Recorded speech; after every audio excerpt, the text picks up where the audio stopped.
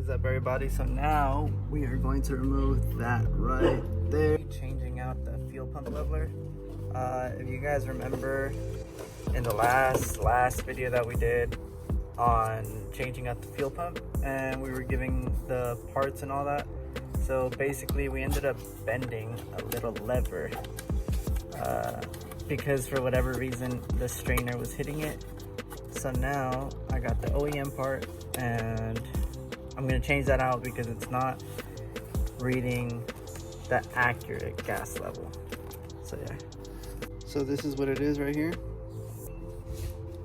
This is what I'm gonna be replacing, and then I also ended up ordering the wire harness, so we're just gonna change that out as well. If you guys need the part numbers, if you guys need the part number for the harness fuel pump, here it is. And if you want the part number for this, here that is. Yep, we're gonna get to it now. Alright guys, so I disconnected everything. Make sure your battery is off. Now I'm pulling out the fuel pump.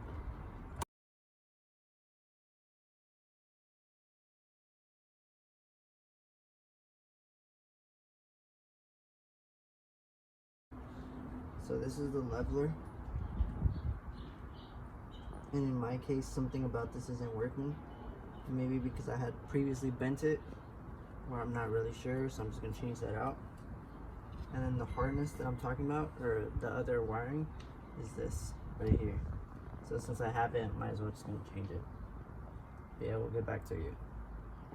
Alright, so now that we have it out, what I was talking to my brother about is the little like pin that's right there. Right there. So that makes contact with this right here. So when I move it, I don't really feel resistance at all. It kind of just goes.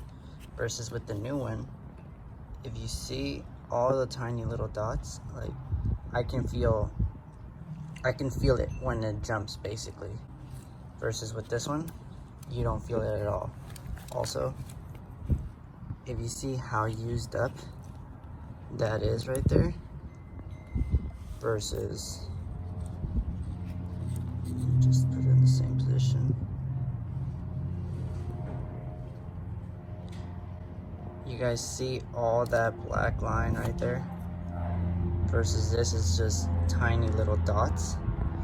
So that probably has to do with it as well. But on top of it, I'm sure it also has to do with the fact that we bent it. But I'll put them right next to each other right now when I take it out, and then we'll show you guys.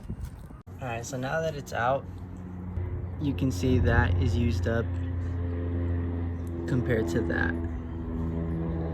Also, from this angle, you can't really see the bend that we did.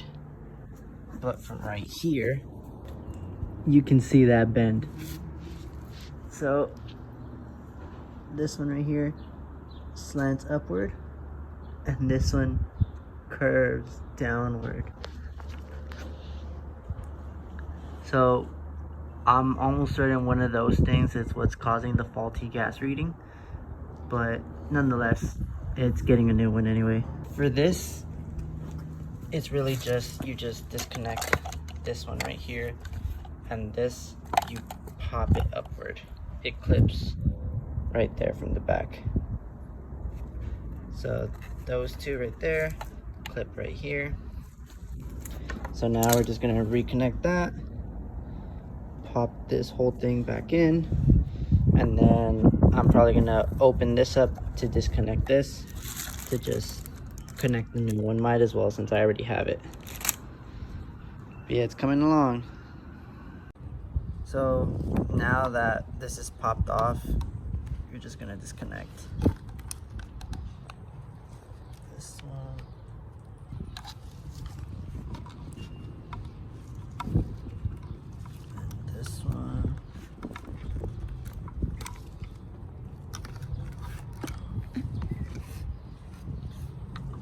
And then this one is just popped in with a little clip. I'm gonna take off the O-ring.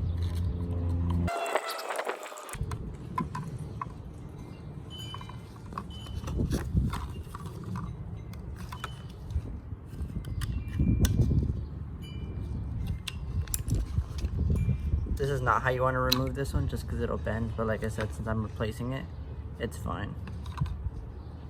Out with the old, in with the new.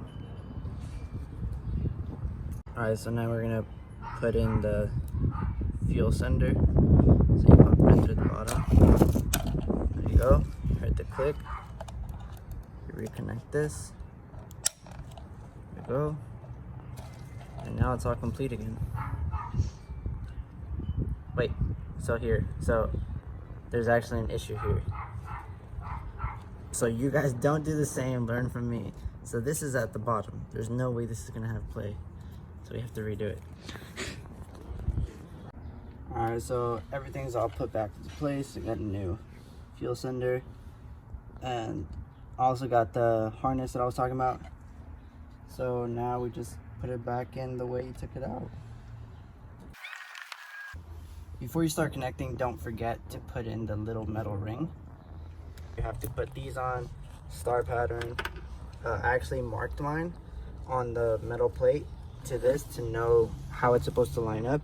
So after you put in that metal ring, put your little C-clip with this one right here, or connect this one, and then pop in the clip, start connecting everything, this one as well, and then after that, you should be able to just seal everything off. And yeah, that's it. All right, so another thing that I got that I'm gonna do is I'm gonna be replacing these tabs for the headlights. So this one, it's barely hanging on. This one is the only good one I have, but I know that you can grab it right here. So I don't have the clip or the bolt for it. So basically this light was only hanging on by this one. And then this light is worse because it doesn't have that bottom one nor the top one. So I only had it held on by this. But I was actually watching some videos, especially by Two's Low or 2ZZ Low, and he provided the part numbers for these. So these are actually the tabs for the headlights. So yeah, we're just gonna put those on and everything should be working good again. So let me just show you guys real quick. This is the OEM tab that comes on the headlight. This one right here is how it's going to look with the replacement OEM. So I'm gonna cut this right here with the Dremel. But basically, that's how it is currently. You have those two little ports, and then if you see right here, they actually sit inside pretty well. So if I were to put this like that, it pops in. But because of this right here, I'm gonna grind that down with the Dremel, and then it should fit in there once I arrange everything. But yeah, that's basically how it works. It comes with the hardware too that you need for it, which is just those two little screws. And then I'm just gonna do that for this side, for that one. Then I'm gonna cut that one down better and just replace that one as well. So I just replaced the tabs. That lines up perfectly. This is the OEM one that I had. So both of these were missing, if you guys remember. So that one right there lines up, and this one right here lines up as well. This was already broken, so don't mind that, but it's legit just one, and then another one over here too, and then it has this little spacer so that it knows how far in to go, so that matches up. And now I'm just gonna put in the side ones, and then the lights should be done. Headlights are all done, everything lines up. Also, I secured the ballast because I'm running HIDs. So this one is underneath here. But yeah, something else I'm going to be installing today are these monkey wrench racing shifter cable bushings. So they're supposed to make the feeling better for shifting, but that's not necessarily the reason why I'm getting it. I'll show you guys the shifter cable bushing on mine. The little hole in the center is actually like stretched out, so there's a lot of play when shifting. So that's the main reason why I took it off. But to get to here, so basically you're just gonna remove the battery, the two 10s, and then you're gonna remove this battery tray, or not the tray, but this is where the battery is sitting on. There's a white tray over that. So it's just gonna be two 10s and two 12s for that. And there's actually a third 12 that ends up going right there. So this one right here, I already removed it. Then you're gonna take off the ECU. You don't really need to do this. I just did it because it was in my way, but it's two 10s also. And then there's also a 10 right here. This one's actually a 12, not a 10. But then once you slide that out, you have to remove your stock air intake, or I have a cold air intake, so just unplugged the MAF, took off the little ring right here, just pulled this back, moved this just so I can get room to see exactly what I need. So that's what I'm getting to right there. It's just gonna be removing this cotter pin, pulling that out, pulling off the assembly, and then popping out the bushing, greasing the other one up slightly, popping it back in. That's gonna be one. And then the other is actually right here. Not sure if you guys can see. There we go. There we go. So it's the same thing, just pull out the cotter pin, pull out the washer, pull out the assembly, and I'll take care of it over here. And then pop out the bushing, pop in the new one, slide it back, reconnect, and then that should be done as well. Nothing too difficult, really just remove and replace. This is the part number if you guys are trying to get the same thing. So let me show you guys what exactly I was talking about. Do you see how it's stretched out basically? It's not a complete circle. Look at that. Look at that. So yeah, we're taking this out, we're putting in these brass ones, and hopefully everything just feels a lot smoother. So I actually just stuck a screwdriver inside and pried it and then pulled it out, and it worked. But let me just show you guys like the difference. That is not circular at all.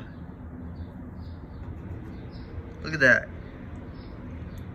So yeah, definitely I'm hoping to feel a big difference now. But I just wanted to show you guys exactly like why I'm changing them. Not necessarily to upgrade, but I was looking to fix this issue right here, the shifter play. But why not upgrade since I'm already here, you know? Alright, so the first one is in.